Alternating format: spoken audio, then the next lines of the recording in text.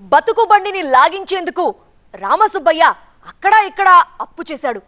వ్యాపారం కలిసొస్తుందని లెక్కలేసుకున్నాడు. అనుకున్నది అనుకున్నట్టుగా జరుగుంటే ఎలాంటి ఇబ్బంది ఉండేది కాదు. బట్ కాలం కలిసిరాక అప్పులు కుప్పలుగా మారిపోయాయి. అది తీర్చే దారి కనపడక ఘోరమైన నిర్ణయం తీసుకున్నాడు.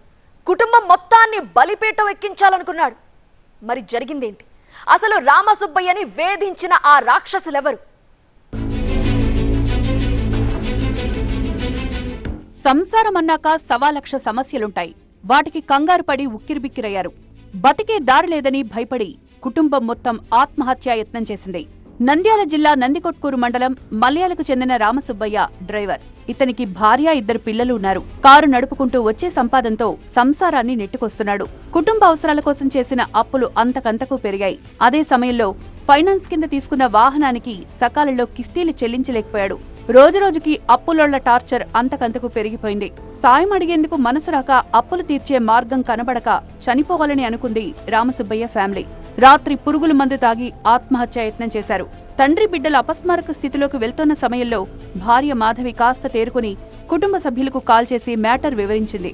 బంధువులంతా వెంటనే రామసుబ్బయ్య ఇంటికి చేరుకున్నారు. అప్పటికే స్పృహ కోల్పోయి తలో దిక్కున పడున్న వాళ్లను హుటాహుటిన ఆత్మకూరులోని ఓ హాస్పిటల్కి తరలించారు. పరిస్థితి విషమంగా ఉండడంతో మెరుగైన వైద్యం కోసం కర్నూలు ప్రభుత్వాసుపత్రికి షిఫ్ట్ చేశారు.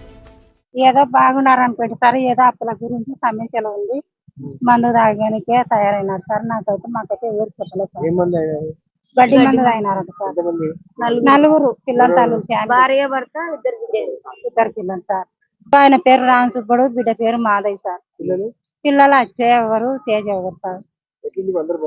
ఏం బాగాలేరు సార్, సీరియస్ గానే ఉన్నారు సార్. బిడ్డకు కూడా, పాప కూడా చాలా సీరియస్ గా ఉంది సార్.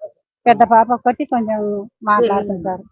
అప్పులు అడుగుతున్నారని నందికొట్టుకు వచ్చి ఆత్మకూరు కాటికి పోయి ఎరువులుగా పోయి ఆడ మందు తాగినారు సార్. గడ్డి మందు తాగినారు నలుగురు. ఆత్మకూరుకి వేసుకపోయినారు. ఆడ కాదంటే మళ్ళీ ఇటుకి వేసుకొచ్చినాం. రేత్రి పోయి తొలికొచ్చినాం ఇటుకి. అప్పుడు వాళ్ళిద్దరికి భార్య భర్తకు సీరియస్ ఉంది సార్. చిన్న పాపకు కూడా సీరియస్ ఉంది. పెద్ద పాప ఒకటి కొంచెం గెలిగి ఉంది సార్.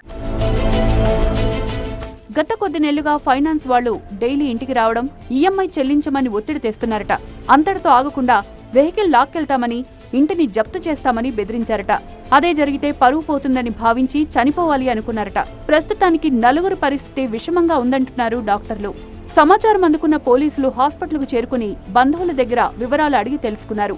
రామసుబ్బయ్య కుటుంబం కోలుకుంటే అప్పులోళ్లు ఎవరు, ఎంతకాలంగా వేధింపులు కొనసాగుతున్నాయనే వివరాలు తెలుస్తాయంటున్నారు. అప్పులు ఇవాళ కాకుంటే రేపైనా తీర్చొచ్చు. మరి ప్రాణం పోతే?